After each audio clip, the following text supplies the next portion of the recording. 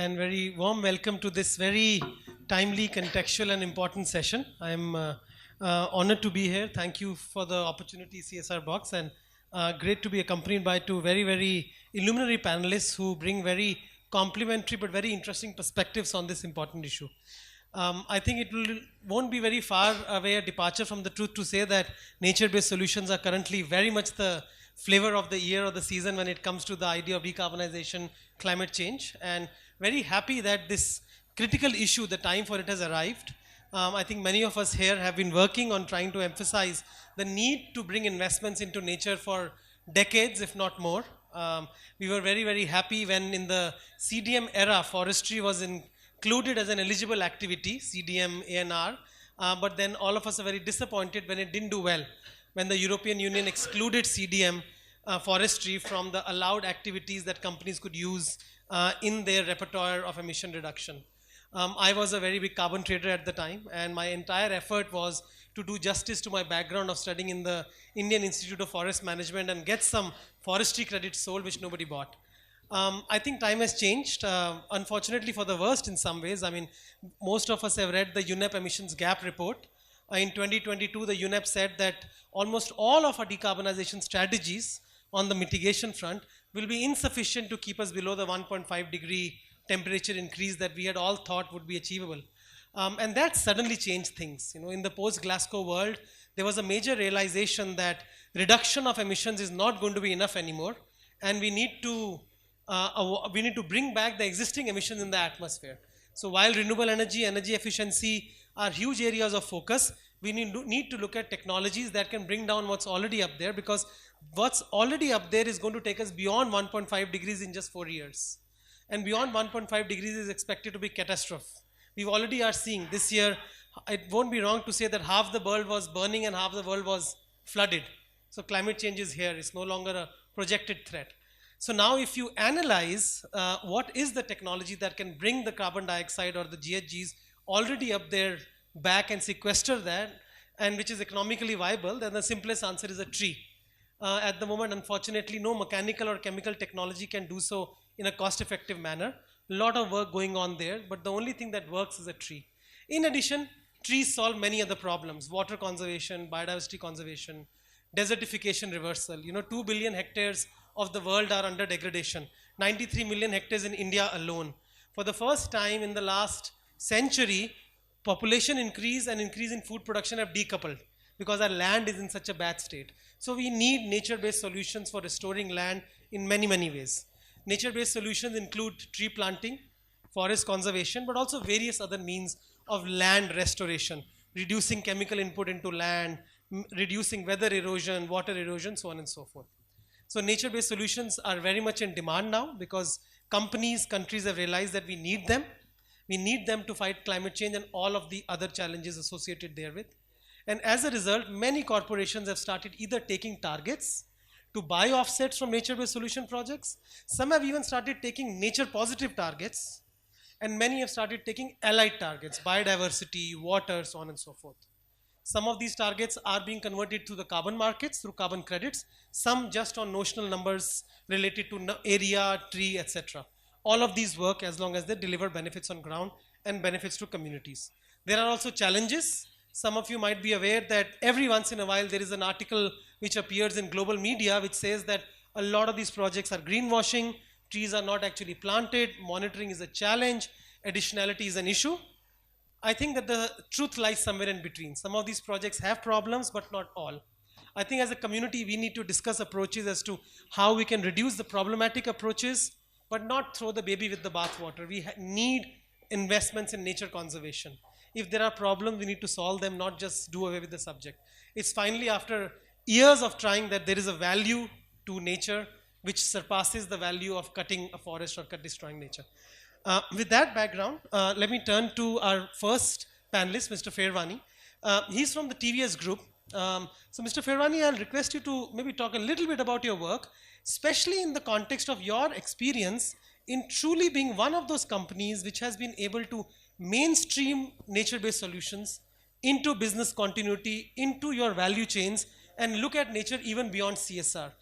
what is your experience in doing this, and what are the drivers of this practice? I think it would be a very illuminating experience to share with the audience. Over to you. Great, thank you for this opportunity and also be part of this esteemed panel. As Chief Sustainability Officer, the prime target for us at this moment is to make sure uh, guide the organization to reach to a optimum true north point, which we call it net zero.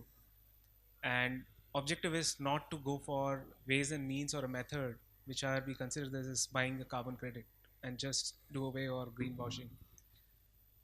Idea and objective is to pull all the levers which are important in line with science-based target initiative, up to 90% of the carbon if I can remove this from my value chain. But still, there is always a room in which 10% of room which is given by even SBTI to look forward at many other solutions available where which I can opt for uh, reaching to a level up to a point we call it a net zero. Uh, we all know that CSR fund can't be utilized and we can't take that credit back when it comes to nature-based solution or any of the things which we do in community. So if we have to do something, we have to do something radical, transformative, different, and connect back to the business continuity. And that's where it's important to first see that how businesses pan out to be. I'll give you the overview of my company. We sell almost 3.6 million bikes in India and in 75 different countries.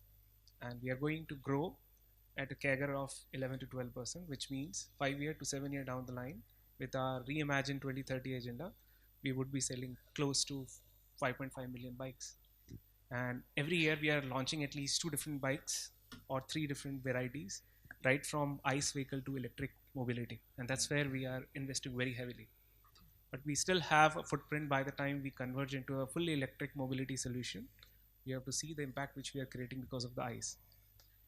Our 20% of the business is we consider this as export business, which means if we do an export, we make sure that it go via sea. And if we have to send it via sea, we have to ensure that it go via port. And 75 different countries, which means we are touching almost more than 45 to 50 ports from where we do the business. We know that if we run our climate modeling for our value chain sustainability, we have to see how fragile these ports are, how's the ecosystem of these ports are, and also map and develop an indicator which will have quantitative and a qualitative parameter and one intrinsic tool. And that's where I'm closely working with Cranfield University, UK, to work on quantitative assessment in terms of a climate change modeling for those ports and qualitative assessment with respect to socio-economic situation, how the communities are around those ports, how geopolitical situation is there around those ports. Put them in a stack rank and find out the top three ports which require immediate attention or some level of intervention. And if we have to then look into all the solutions which can be plugged around this port, either it's a coral reef development or look into seaweed or anything and everything which is we call it mangrove afforestation, whichever gives me the best credit is going to not only abat my carbon, but at the same time it will help that port to thrive and my business continuity will be going multifold years and years to come. So it means I'm safeguarding my business, I'm supporting the entire ecosystem. These all solutions which are at port or near the sea coast are going to give us the maximum and credible carbon credits because it is thought through. There is a scientific approach behind it, and at the same time, many people are going to get benefited, or flora and fauna is also going to get thrive. And from where it is coming, why we are trying to dovetail this thing. First, we believe in science. Two, uh, giving back to the community and nature is part of our DNA, which means it's part of the ethos of the organization.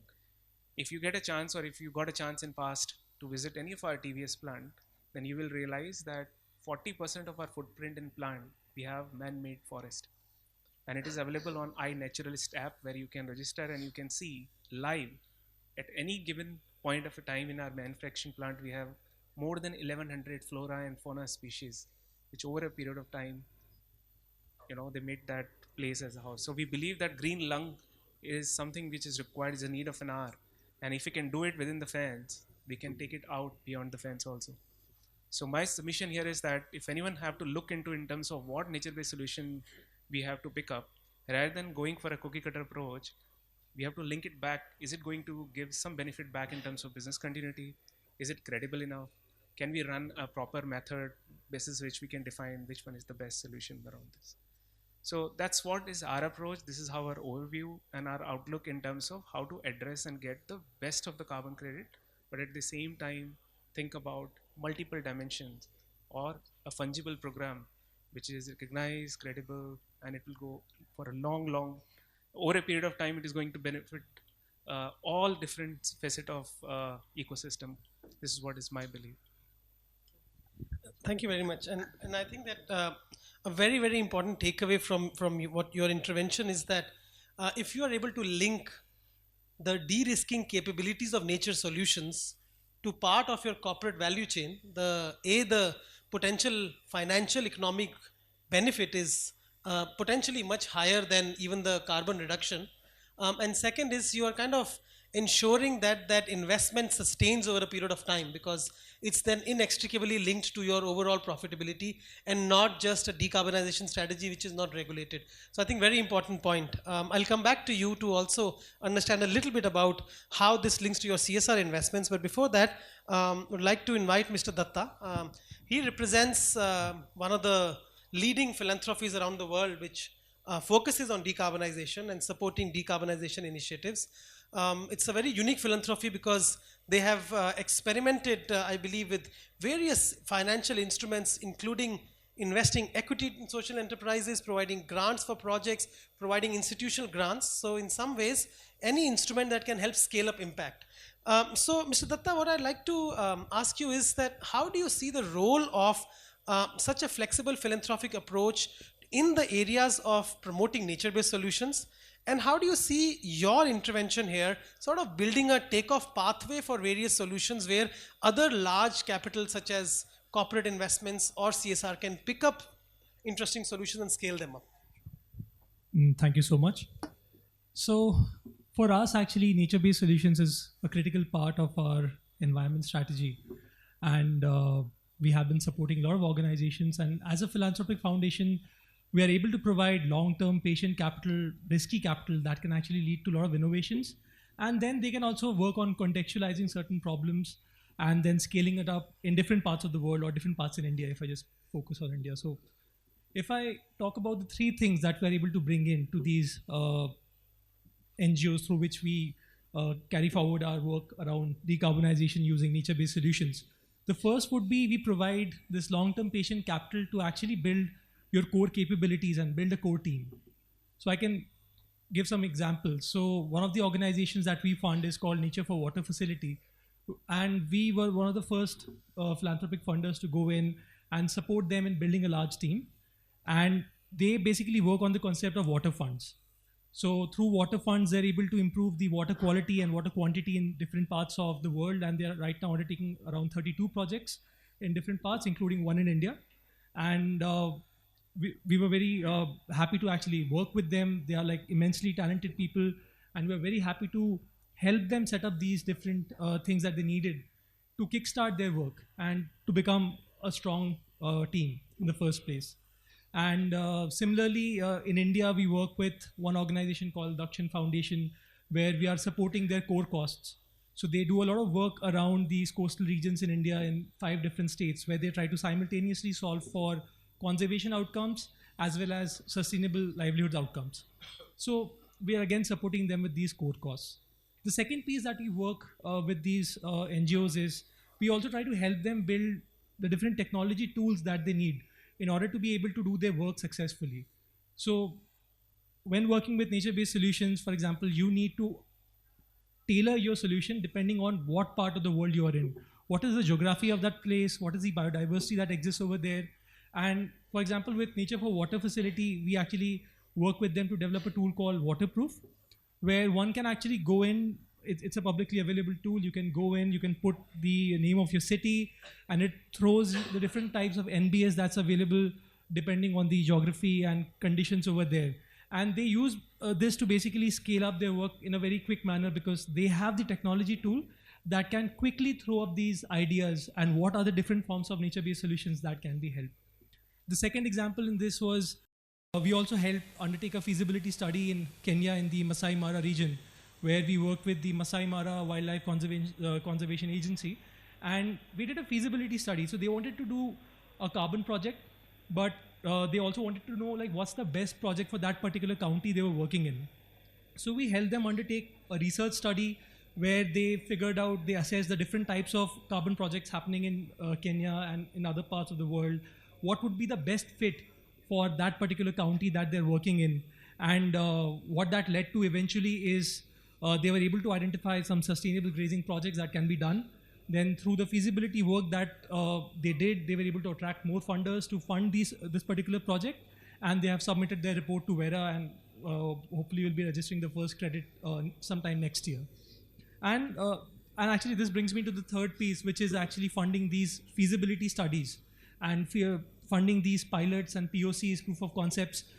That actually helps them validate their impact and also measure it, because we also support the M&E cost. Normally, these are things perhaps the CSR might not fund conventionally.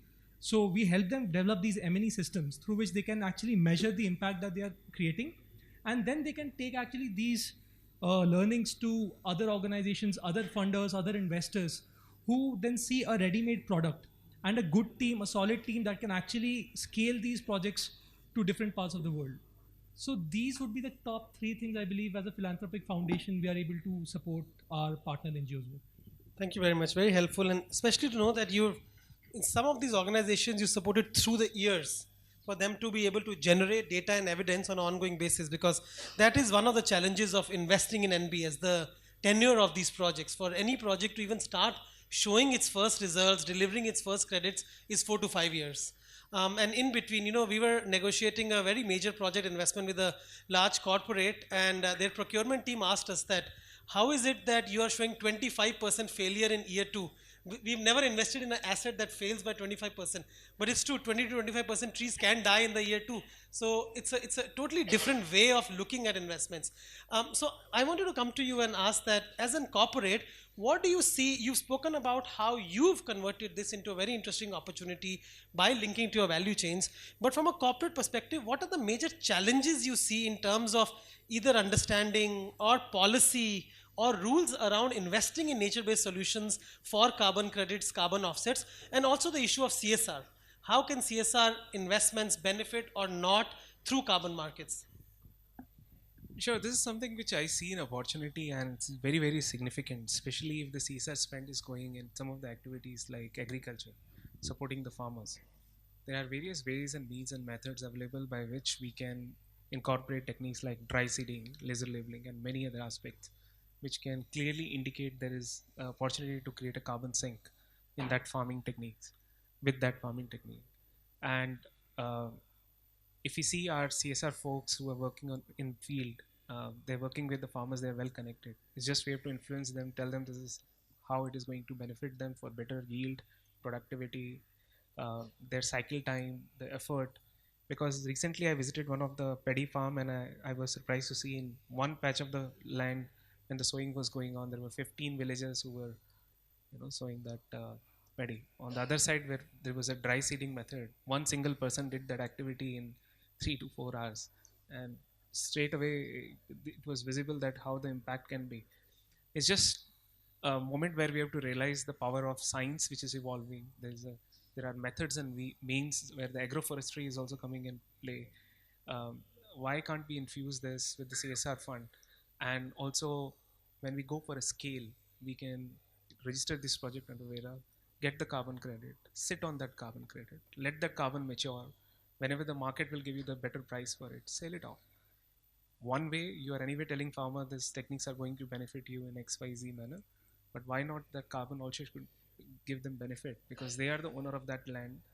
They should get benefit. Why we should keep that carbon when it comes to the CSR and carbon link to it. So it is going to be a double valuation for a farmer, and farmer is smart, I'm telling you. The moment they realize that there is a value add for them, and once it's like शेर के मुंह पे खून लगाने वाली बात है. If you give them a benefit of the carbon credit over a 5-year or 7-year period of time, you will see the entire farmer community will opt for it, and it spread like fire. Like in one village, if the one farmer, which is a lead farmer, opt for that technique, then other farmers also follow, and it's like ripple effect. And that's what is a need of an hour. Like channelize the CSR fund in meaningful activities where you generate the carbon credit, but give this back to the deserving community or the person who is working with you on that. And I think as per rules, carbon emanating out of CSR investments cannot be used for the benefit of the company. So it's better to give that incentive to farmers. But companies, That's, we know all this is called carbon insetting.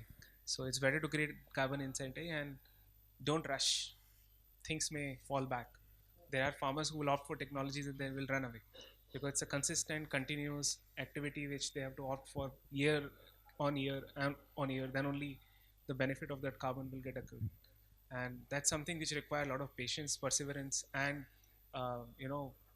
so to say, a discussion with the farmer. It's kind of a negotiation with them. there is also a recent report by CSC that all of us have seen, or many of us, in which they visited 40 projects, and their conclusion is that for bulk of the carbon projects, the farmers don't really get much. Most of the carbon finance is being distributed between intermediaries. I want you to get your views on the community perspective to carbon. What is the community perspective? Are communities benefiting? Are there models that you've seen where communities can truly benefit? And how critical is it to get community buy-in and long-term benefit to make these projects work? I think that's a very important piece which I think governs the long-term sustainability and success of any nature-based solutions, because these are long-term projects, and at the end of the day, the community needs to run with it. They need to accept it. So you really need to get the community's support and acceptance in order to have a successful project in the first place. So for us as a philanthropic foundation, we know that at the end of the day, our first principle is to benefit the community. So these are market instruments, but we can't just take it to the community and impose on them.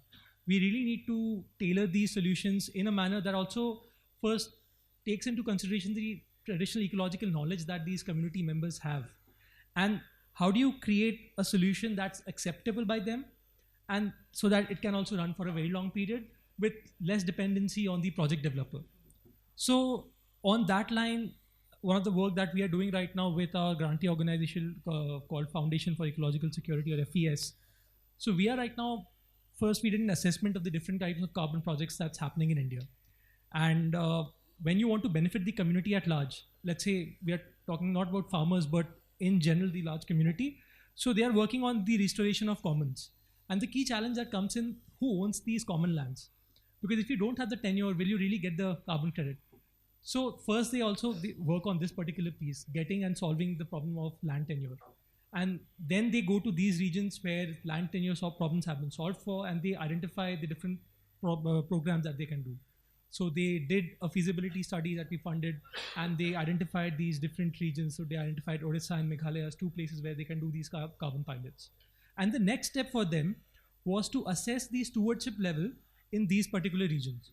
So they created a stewardship tool where they try to understand the care, knowledge, and agency of these local communities, and what are the missing gaps that they have, so that if we ever do a carbon project or any payment for ecosystem services project, we are also able to plug that gap and build their capacity and make sure that whatever solution they are bringing, it's something that's going to benefit the community.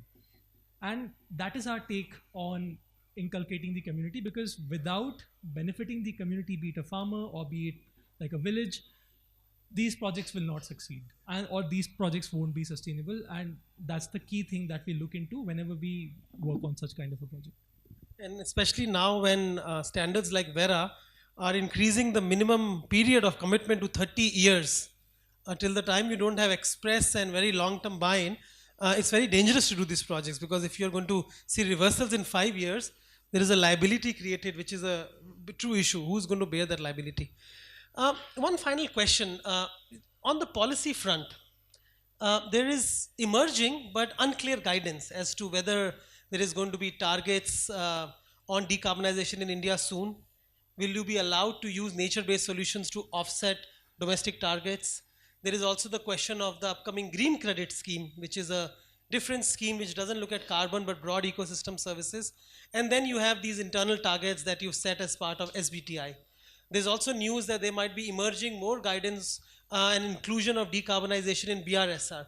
So, how does a company tackle this uncertainty? How do you look at goal setting in the context of this very dynamic and changing space, and make sure that you're de-risking yourself for the future? So there are so many frameworks, there are so many guidance and guidelines which are available, and I generally see people hop from one to another or try to address everything. So idea and objective is that my approach, this is how I am handling, so I would not comment on anybody, and I don't want to comment on even green credit or any of the carbon program till the time it comes, we see, feel, and the maturity stage achieved. But I can tell you one thing very clearly: opt for one of the best, toughest, and a comprehensive framework. Latch on to. Like for us, CSRD framework is the most comprehensive, toughest, and it have a double materiality aspect into it. We are going ahead with that. And if you are addressing it, rest of the other things automatically fall in line, right? Because end of the day, if half of our customers are there in Europe, or Europe is ahead of the curve and they are setting the or raising the bar, then definitely we have to go for when it comes to a guideline, guidance, or a framework. Second, I see there is a clear traction which is like an undercurrent. You can't see from the top, but if you are in industry, like I'm part of the industry, I can see lot many guidances are coming from various department at state level as well as from the center. One of the classic example is that uh, almost 6 months back there was a notification which came from uh, government at a state level that all of you should converge your oil fired boiler to the biomass fired boiler, right? And people started to look into it. Many of the companies converged their biomass boiler almost in 3 months time, but there is no feed. From where the feed will come, how you will fire the biomass boiler? And suddenly there is a back and forth. People opted for multi-fuel fired boiler, right? So that overnight, if you don't have a feed, then you will switch back to the oil, right? So if we are giving any guidance, we have to first create a value chain for it, upstream as well as downstream. And that's where this type of investment in CSR also play a significant role. And that's where multifunctional or departments of the state need to come together, right? From agriculture to ecology to other departments, horticulture, like classic example of Telangana, where horticulture department started to promote investing into or spending CSR spend to encourage farmers towards cash-rich crops which can be converted into feed to the boiler, right? Or anything which can be wood chip, which can be feed for the boiler. So it means you create a value chain around you. You make a CSR investment in something so that the feed come back again back for your business continuity and create some value back for you. And this is a noble thought. So if two different departments in one single state not talking to each other, then there is a problem. They have to collectively work together so that it's kind of a win-win situation. Otherwise, every policy is going to be very dynamic, looking at 2070 vision, and especially the vision which is sub-vision which is getting crafted for 2047. I'm not sure how many of you are aware there is underlying current which is going on that how India can achieve many of the goals and targets by 2047, 100 year of our independence, is also one thing which is going to pose biggest challenge for the industries and many other stakeholders. I can confirm that's not an undercurrent anymore. We are in some government committees where we've been asked to look at goal setting for 47. My final question to you, this is uncertainty for companies. What about uncertainty for communities? Is there enough tools? If not, how do we enable better decision making? Because end of the day, the largest amount of risk being taken in this whole carbon endeavor is by communities. You're dedicating your land to a specific land use for 30 years with very little view on what's going to be the future of commodities. Is this particular tree going to be in demand or not? You're also looking a big risk by replacing food crop production by other crops which are pro-carbon in a country where we have a large population to be fed. Do we have enough parameters to plan this into the future? Well, actually, it brings me to my earlier point, which I mentioned, that when you take any nature-based solution to the community, you also need to marry it with the traditional ecological knowledge that they have and their livelihoods and what they are focusing on. Because if you don't align it, then it could lead to such issues in the future for sure, where you're replacing one kind of crop by something else, and then maybe in a few years of time, it loses demand and people are like, we did this because you said that. So that needs to be there. And one of the key advantages when we are working with NGOs is for them, community is the main beneficiary, and that's whom they are serving. And that's something that also we try to gauge during our own diligence process. How much ties do they have with the community, and what is the quality of the tie that they have? Do the community members like the kind of interventions they are doing? Do they have trust in that NGO? So they are able to actually bring out these aspects, that what can be actually done over there. And of course, they also marry it with the scientific knowledge that they have through their team, through the tools that they've developed. So they also have like a good view on it, and they can, of course, identify solutions that will be accepted by the community and mitigate the risk to a certain extent. Of course, I can't say these are all risk-free. I mean, that's not possible. But yes, that definitely lowers the risk to a great extent. Thank you so much. I think that we've got a very broad but yet deep coverage of how a company views the use of nature-based solutions for decarbonization and how communities can benefit from suitable decarbonization. The process is arduous. I think we've examined that, but there is potential, increasing potential, be it through upcoming policy or current policy. And markets is definitely one of the key areas to explore this potential, but there are other emerging possibilities as well. I think we have about 10 minutes left, so we'd like to open up to the audience if there are any questions or comments. And yes, please, Jayant. And if you could say who you're addressing the question to. I'll actually throw it open to the panel. I mean, you can decide who should answer that. So I'm Jayant Kulkarni from Pune, from Wildlife Research and Conservation Society. So we are working on a reforestation project on private lands in the Western Ghats. So I mean, we are in the process of developing a project for a larger scale carbon-based project. So the question which we have been facing is, suppose a company invests in a project like this. So when the carbon credits mature, so who actually has the ownership for the carbon credits? Because the company may feel that that since they have invested in the project, that the carbon credit should come to them. But if you want the continuity of the project, then the community should get some benefits from it. So this is a kind of conundrum which we are facing. So I just wanted some clarification from the panel about this. Hello. Yeah. So I'll just give you the example of the carbon project that we are developing in the Masai Mara region, which I alluded to. Over here, we are very sure that the credit actually is owned by the community. They own the land, so whatever credit comes up, it goes to them. As a grant maker, there was nothing like we wanted any money to come back to us. So for us, it's very important that the credit actually goes to the community. But I think it's also split between not just the community. Some part of it also goes to the project developer who actually invests in it to a great extent. But large part of it has to go to the community. That's how we look at it. So technically, the title of the credits belongs to the landowner. Beyond that, it's a contractual issue. So when investors put in money, they would explain or expect that since they are taking a risk on a commodity which is relatively unknown, they would like to have a large part of the carbon to offset the risk and also potential gain.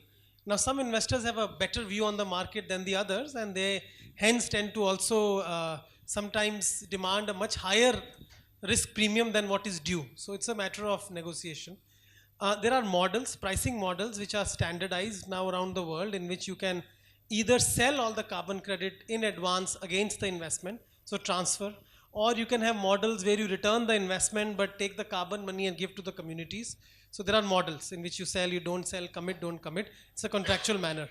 Once it's been decided contractually, then the landowners can transfer the title to anybody. It can even be done in advance. So one of the things about the voluntary carbon standards is that the standards allow flexibility.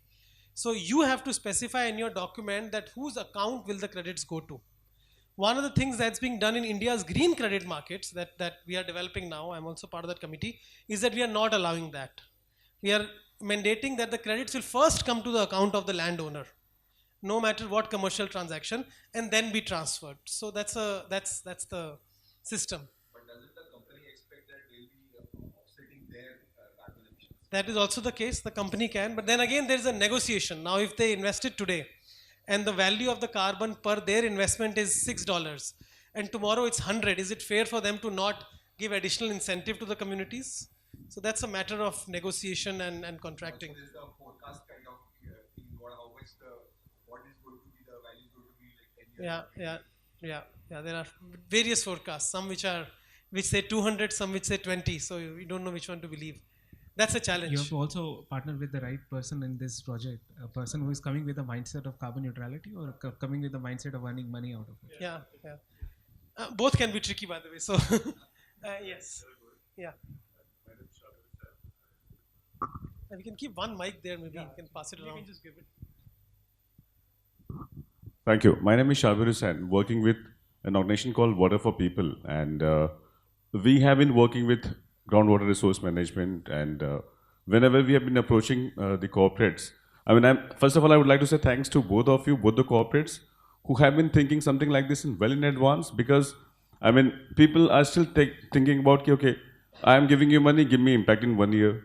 I'm giving money, give me impact in 2 years. So we are the one, and now I also wanted to say that when people are more thinking about pond rejuvenations, reforestation, but we have already gone way beyond it. The only problem is when we went to the corporates, I'll tell you some few examples what exactly we have done. They said, Shabir, it's very difficult to give an impact because we have to give impact to the government. So I'm thankful first that you guys are working, but I would like to say that how, like the way government has said that we should talk about Jal Jeevan Mission, Swachh Bharat Mission, can we see some more convergence with government? And when government is going to talk about that, why can't we work on nature-based solutions? Because like we are working with West Bengal with HAPA model.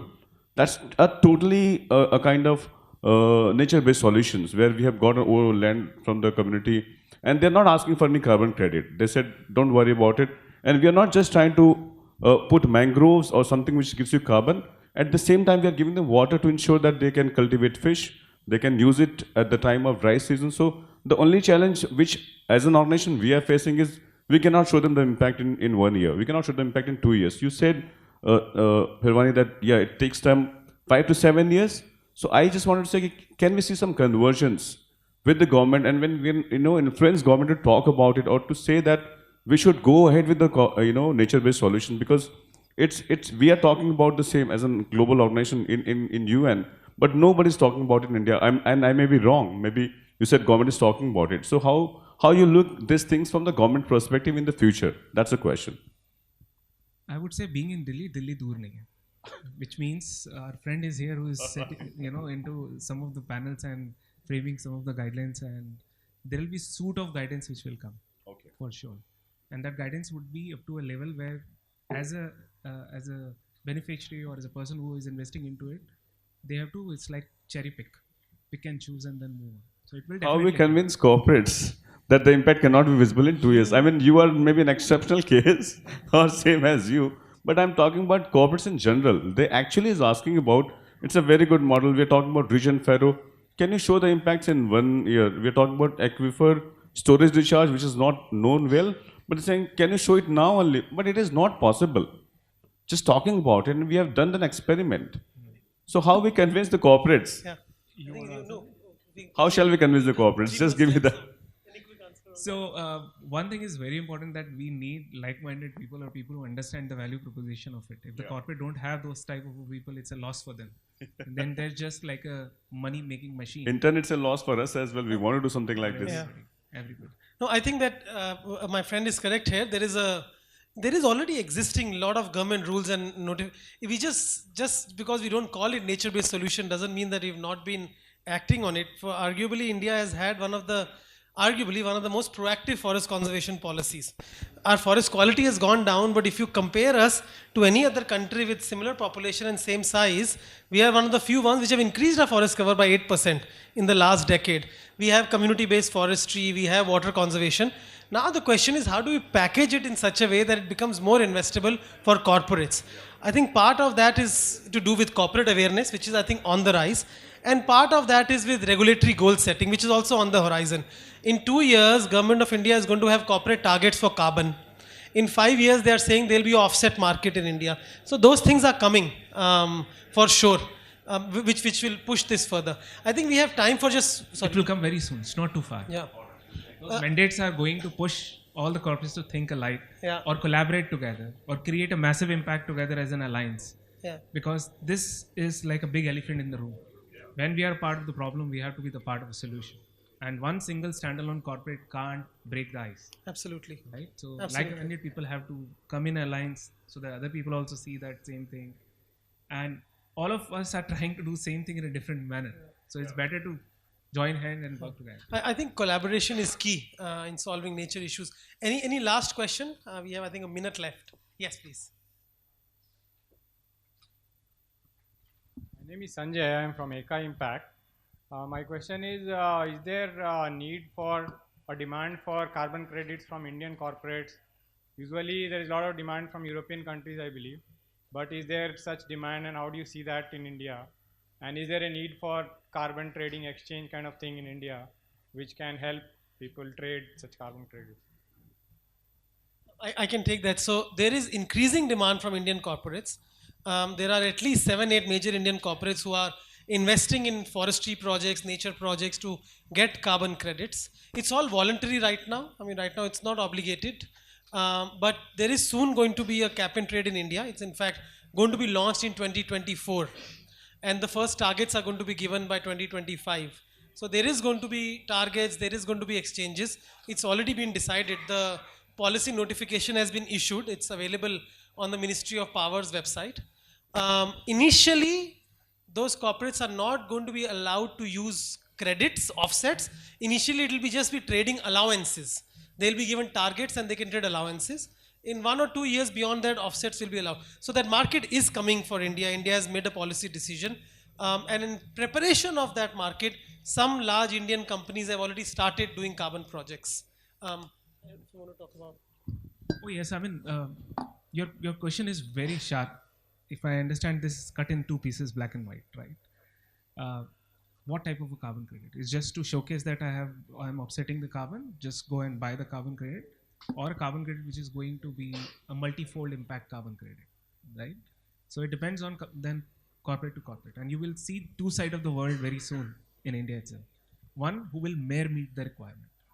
So whichever carbon credit coming from whichever direction, latch onto it, buy it, keep it, sell it, or whatever you call it. Like I recently met with one of the guy who is the CFO of the big organization, and he said, okay, I have to invest $4 million to offset my carbon, but I'm thinking to make an investment of $8 million, and I will buy that carbon, I'll sit on that carbon. When the carbon market will be good, I will sell that carbon, and then the $4 million which was there, I'll offset that cost from there, and then my IRR, then my NPV, and then this, and my salary and my boss's salary, everything will come out. I said, thank you, God bless you. This is what is your job, because you are financially wired like this, right? So this challenge would always be there. And that's where the role of our type of people, CSR team, and chief sustainability officers have to play a significant role. We have to enlighten the understanding among their minds and heart that if we are creating an impact, create an impact which is multifold. Don't look at your carbon. See, there are multi-beneficiaries around us. So you will see, and now you have to choose the right lens to see those people who need a carbon credit or who is looking at multifold impact carbon credit. And the regulations should move towards promoting those multifold systems, not just linear thinking. Any final thoughts from your side, Sreejan, before we conclude on this one? No, again, thank you so much for having me on the panel, and thank you so much for being here and listening to us, especially post lunch. And I think from my perspective, I believe, carbon is like one of the few solutions. Again, we should not treat it as a silver bullet that can cut everything. But at the end of the day, we should really think of using nature-based solutions and look at the potential. You know, it can solve almost 37% of the mitigation challenges for climate.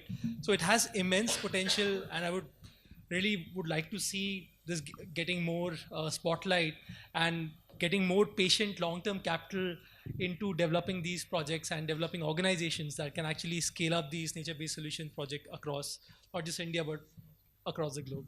I think our other next panelists are sitting here waiting, so I think we'll conclude. Thank you so much for being such a curious and contributing audience.